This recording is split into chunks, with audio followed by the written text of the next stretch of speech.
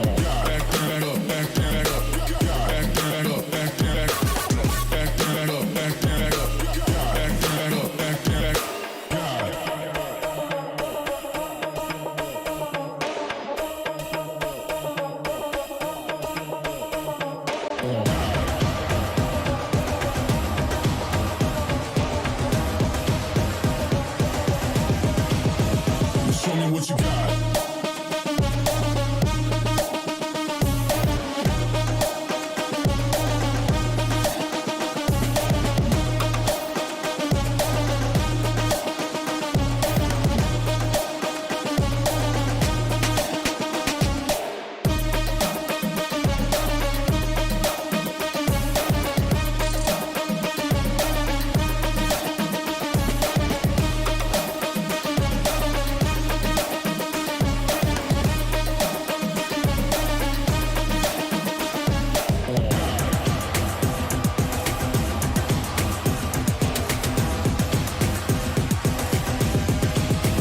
Show me what you got. Down, up, back, back, up, God, down, up, back, back, God, down, up, back, back, up, God, down, up, back, back, God, down, up, back, back, up, God, down, up, back, back, God, down, up, back, back, up, God. Ain't no reason to back down, so step it up. God, down, up, back, back, up, God, down, up, back, back, God, down, up, back, back, up, God, down, up, back, back, God, down, up, back, back, up, God, down, up, back, back.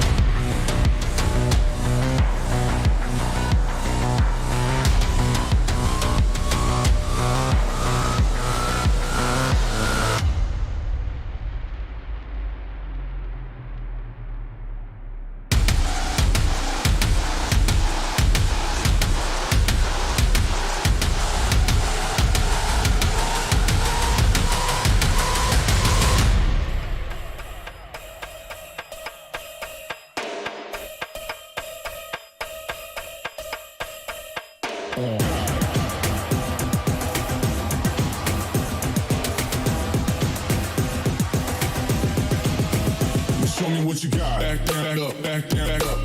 Back down, up, back down, back up. Back down, up, back down, back up. Back down, up, back down, back up. Back down, up, back down, back up. Back down, up, back down, back up. Back down, up, back down, back up. Back down, up, back down, back up. Back down, up, back down, back up. Back down, up, back down, back up. Back down, up, back down, back up. Back down, up, back down, back up. Back down, up, back down, back up. Back down, up, back down, back up. Back down, up, back down, back up. Back down, up, back down, back up.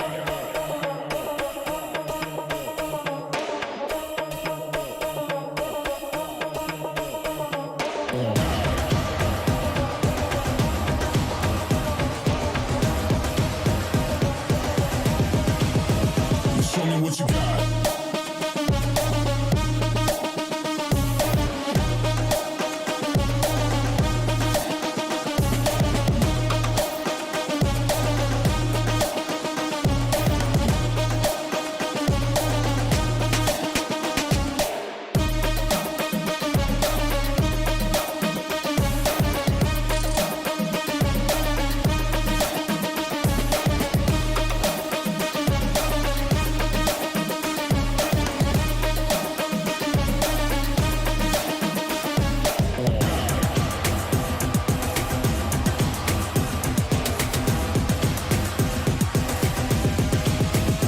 Show me what you got. Down, up, back, back, up, God, down, up, back, back, God, down, up, back, back, up, God, down, up, back, back, God, down, up, back, back, up, God, down, up, back, back, God, down, up, back, back, up, God. Ain't no reason to back down, so step it up. God, down, up, back, back, up, God, down, up, back, back, God, down, up, back, back, up, God, down, up, back, back, God, down, up, back, back, up, God, down, up, back, back, God, down, up, back, back, up, God.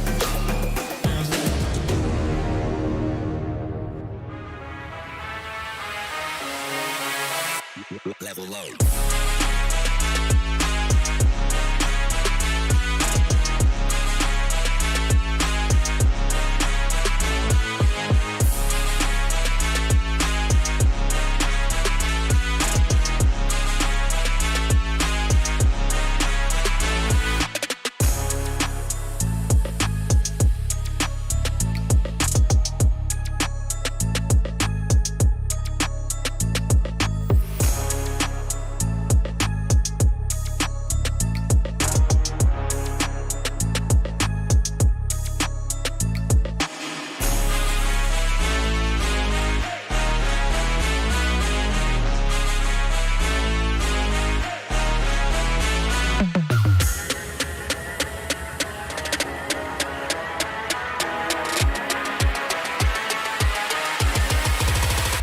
Level low.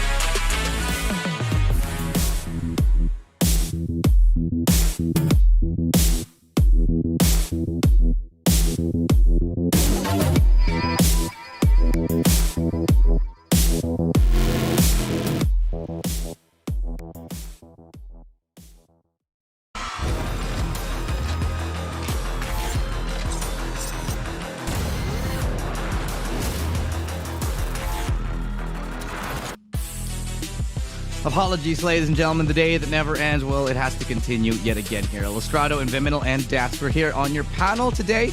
And we're looking like we're going to continue on with the map here. Some things happen in between. We'll give you the details a little bit later. But in the meantime, let's go ahead and talk about what we have in store right now. Map number 1 went to Alter Ego. No matter how you cut this cookie, it is still going to be the 13-10-39 victory for Alter Ego. Now we go into map number 2. And Viminal, I'll put this up with you right now. We started off with Ascent, and now we're going to go into Breeze. What are your thoughts? Okay, here's the thing.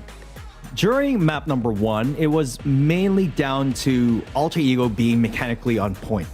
A distinct lack of utility usage on both sides, I do believe.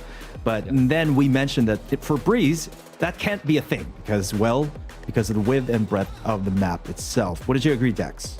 Yeah, it just feels like that once we're going to be getting into this next map, there'll be a lot of different mysteries that will be unleashed. That's what I'm looking forward to coming into this map, especially with Alter Ego. I wonder what they're going to bring to the table because it really feels like Full Sense is forcing Alter Ego's hand by this point with this map pick, saying, okay, we want to see what you got here on Breeze because if you have nothing, we can just take this map away from you. Indeed, and the last 2 maps, they're going to be those, the large maps. And I think for some of the teams, this might pose a problem with how reliant they are on getting those close-range fights, getting those pickoffs with the eco kills. A lot of the strengths that Alter Ego show comes from that. Do you think this will be a problem for them? And do you think this will actually lead them to having a little bit more of a struggle here in game number 2, Viminal? That could definitely be a thing, but then again, the context changes when you exactly have perhaps a mirror matchup on Breeze and how well they're comfortable on the map. So only really time will tell. I'm still confident that Alter Ego will come out on top of this, despite the statistic that we don't have any data, any concrete data on how they play Breeze. So did you just? I mean, both of these teams actually. It's just a bit of a toss-up. You drop a stat that there is no stats. I love it. No, I just gotta mention that they don't have a lot of experience on this. Yeah, I'm gonna have to cut you in there right there, guys, because we do have the map ready to go. We're going into map number 2 after a very extended break. So again, Viminal and Dax gonna leave it all in your hands, guys. The show is yours. Thank you, Lestrado, and here we go! Is this gonna be the last map of the night that never ends, or are we gonna go for one more if Full Sense is able to take this? Alter Ego now with a 1-map advantage over Full Sense as we get into the second map here, Viminal, and it does seem like we are gonna go back to basics. We are gonna go to the mirror matchup, and hasn't that been the story of day 3 of the playoffs so far? Yeah, pretty much mirror matchups. This, my friends, is the meta snapshot right now. So if you guys are curious, if you're too worked up about theory crafting, pretty much throw out those theory crafts out the window, at least for the time being, because pretty much the top teams in Southeast Asia prefer this kind of lineup. And sure, it's always fun in theory craft, but you don't fix what ain't broken and what is most effective as of this time. Goes to show if you can stick with the bread and butter, it will help you out in the end. And it's all about knowing how concrete you can play the meta so far. If you know how to play it out, if you know how to optimize the composition, then you are going to go into the distance, especially in maps that there's not much data for you to work on in the first place. And that's the thing, having the beauty of a map draft in the first place. It just lets you enjoy the maps that you know, go for the pickoffs just like that from Tebotol. As I was saying, if you have a comfort map pick, you might have a different kind of composition compared to the rest. But here in the meta versus meta, in the mirror matchup, it's just the best versus the best. Can Alter Ego best Full Sense here to win out the series, or will Full Sense force out a map number 3? Chalalala there with the takedown. John also putting that spike down. And it's Full Sense here, getting the spike and getting killed there out the Berserks. John Olsen with those crispy one-taps. It's going to be Nats Laurent, though, shutting him down eventually here. The 3v2 still winnable by either team. But as I say that, Chalala will be taking down Nats Laurent. I just love his name, Dex. Gets another onto Tevatol. Yeah, so Veritime, I hear you sing, but right now we're getting the tune of Chalalala, and he will be able to give us a Sonata, and Fat Penguin will go down there. Chalalala, he's just an incredible player, truly. One of the Sentinels you have to watch out for overall in SEA. And here for Full Sense, he's someone you can rely on. But check out this replay as Tibotol sees the Viper running in the hallway. No hall pass and all. But the Cypher, it's all up to him on the A side, or the B side rather. And he got the job done. Beautiful tag there with the camera. Sees his counterpart, stains that white hat. And Full Sense now getting the pistol and off to the races here in the second map. You know, Tabatal really played an interesting angle there. In halls, typically you would just go for the 1v1 duels right off the bat. He actually went for an off angle there and took the lead, at least in that round, but Full Sense able to turn it back, at least for that pistol round here. Full Sense hastily executing onto a site here. Yeah. And here we have a John Olsen moving on the round. He's trying to get some intel as Full Sense here with the Sheriffs. And apparently pistols are still on the menu here, boys. As Chalalala with that takedown. Super Bus on the board. Lavy Snacks with the Spectre as well. Elmi Moore, of course, finding one with the Sheriff. He has had a hot hand so far in this series. And he's looking for more, but he's now all alone in a 1v4 slate as Full Sense are full controlling that A site. And these are some of the concerns right now here for Alter Ego. Do they have that map knowledge, that map know-how on Breeze? Well, the first two rounds, they go to Full Sense, who basically got the advantage after the pistol win. And this is now the test here. Alter Ego, the bell's gonna ring. Let's see what you got on this map. Now, coming in from that past Eco round X, this is what we were talking about with Illustrato. Especially on A site, it's going to be a tough task for you to try and flip the Eco when you're on Sheriffs on those very long ranges on A side in particular. So I think rounds are going to be more clear cut the way it's going to be played out here, at least for this first half. Now though, it's going to be first buy round for Alter Ego. And Elmi Moore, he is just gonna have to run on away from the Trailblazers. Sick him, says this guy as Elmi Moore. Here he goes with that first takedown. Watch out for this guy. He has been exceptional so far with the shots. Elmi Moore now taking on the round to the left-hand side. You just gotta love how Elmi Moore plays, basically. So effective with the kills. Here we have it, holding the line. Gets a takedown there off John Olsen as PTC find Berserks, but Lavy Snacks pushes on forward bravely. Natsurant would punishes Hubris, and Natsurant is not done. Opportunity is knocking, and Natsurant happy to seize that day. It's Chalalala here, Viminal, all alone. Can he make this 1v3 work? It's going to be tough. He does have a neural theft at the very least, but pretty much at that point in time, you shouldn't really be able to isolate the 3v1 situation, especially here on a map like Breeze B site. It's going to be a real tough. He's going to walk into the crossfire right here and now. He's going to be taken out by Tabatal there. Nice try by Chalalala, but that's the end of his tirade, at least for now. It's really just such a huge effort, Dex, coming in from Natsurant and Elmi Moore over here. Interesting that Natsurant is on the sky.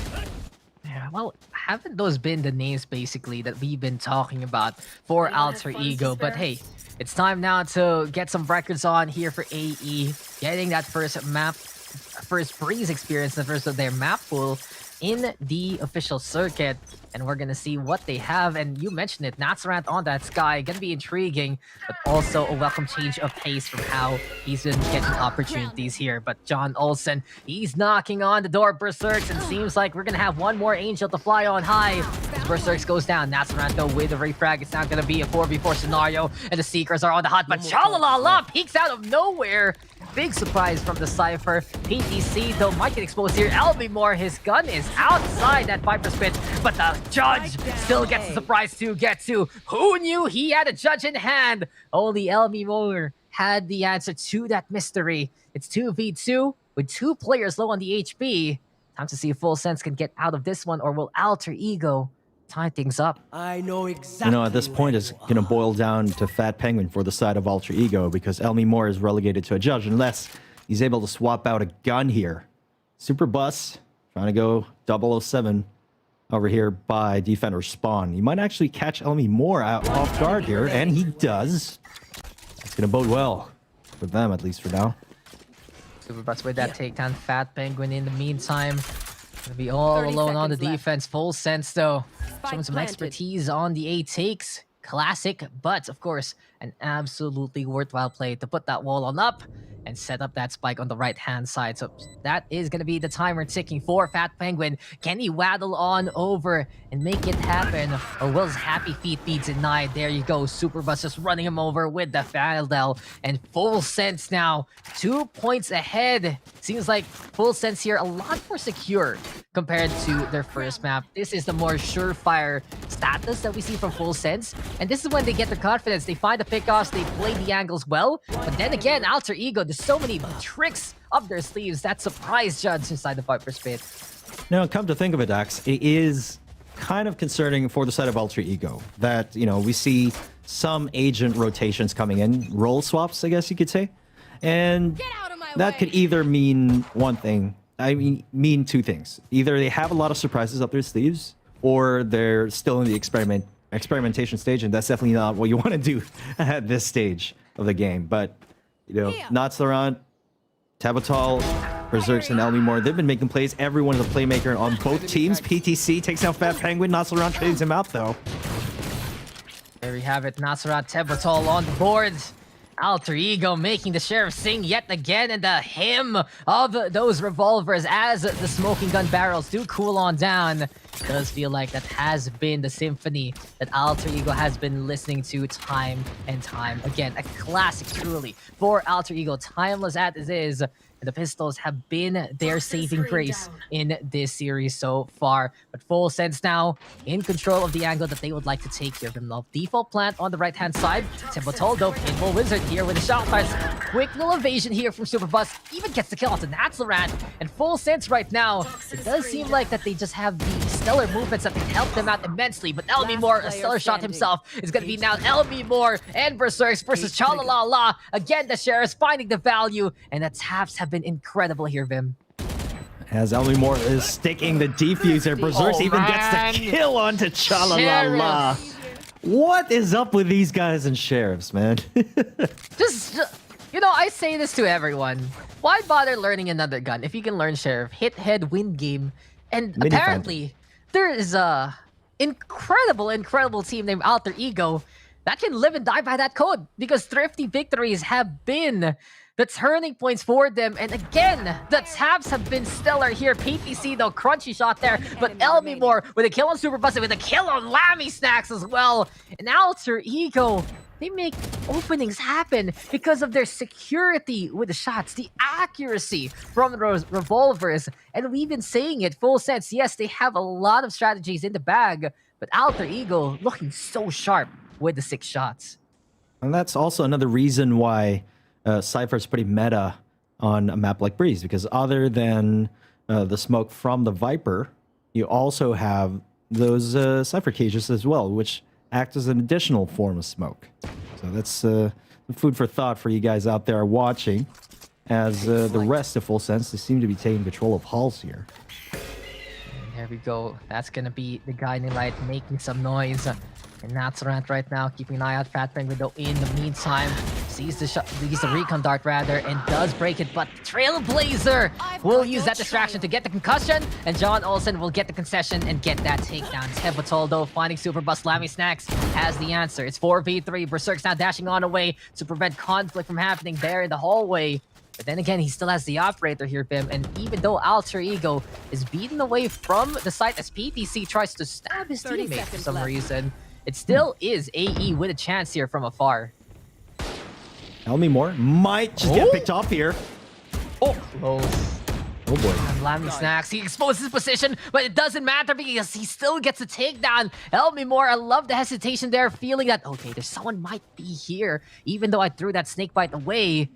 Then again, Alter Ego, they don't want to contend this time. They have the Hunter's Fury, they have the Operator, but this is not a fight that they're confident that they can win. So AE backing on away and will at least save that up for a rainy day, or for the next round in this case. Full Sense though, it's been I'd say a pretty simple approach here for Full Sense. They go on A site, they put the spike on default, and more often than not, it works here against Alter Ego, unless it's Sheriff's on the other side, and meet a Thrifty for a Thrifty, trading values, and Full Sense there, getting around back. And again, it's just AE kind of struggling, at least on the defensive end. But again, usually this is a map that a lot of people tout to be attacker-sided, simply because of the way the sites are designed. And however, you know, Alter Ego, they can still fight on back here, and they were able to hold on to the operator at the very least. If the operator fell into Full Send's hands, then you know, it could have been a very different story here. Yeah, just a bit more dicey, and especially in the hands of someone like PTC or John Olsen. But we'll see now as Berserks. He's been stellar with the rifles, as we mentioned before, and we'll see if he can do it again. Aldro, though, the first to fall. Here comes John Olsen in the face of Pat Penguin, and the Cypher cannot hit the shot, so John Olsen will get the takedown instead. Full sets now, full steam ahead onto that B site, and really, this has just been simple plays here from Full Sets. How they go for the rush down onto the sites, play the defaults. It's very cookie cut there, but it's working here versus Alter Ego. Down Ooh, to a little bit of shock HP. Tebotal takes down PTC with a shock dart. You know, you love to see it, Dex. Yeah, just a glimpse, the corner of your eye there in the corner of that Rook. It's super bust though. Eventually the bullets will land onto Nazarance, and it's Elmi Moore versus the world. Cyber Cage though buying time for Chalalala. Elmi Moore though in the meantime does get the takedown, and Elmi Moore again secure with the shots from afar. It's 2v1, but time is ticking. Vandal prowess here from Elmi Moore. He's trying to do it again, and he proves his worth and proves his strength. Love the kills here from Elmi Moore, but unfortunately for Alter Ego, they're going to be hating that they gave up that round. It's a win of the battles, but a loss in the round, and it's Full Sense now, up by 3. As we take a look at the replay here, John Olsen and Lammy Snacks just making a great entry onto the site. Granted, the rest of AE didn't really have any guys except for Elmi Moore and, of course, Berserks right there. This just wasn't enough. At the very least, in this round, Elmi Moore could go with a Hero Vandal because he was able to hold on to it, just not enough to secure the round win for AE at that point in time. They could save their ultimates for the next round, however, unless Elmi Moore is able to make a play. And knowing Elmi Moore, if you give him the sightlines, he can hit the shots in Full Sense. You really have to be careful now of that Viper. If they spot him, they can try to kill him.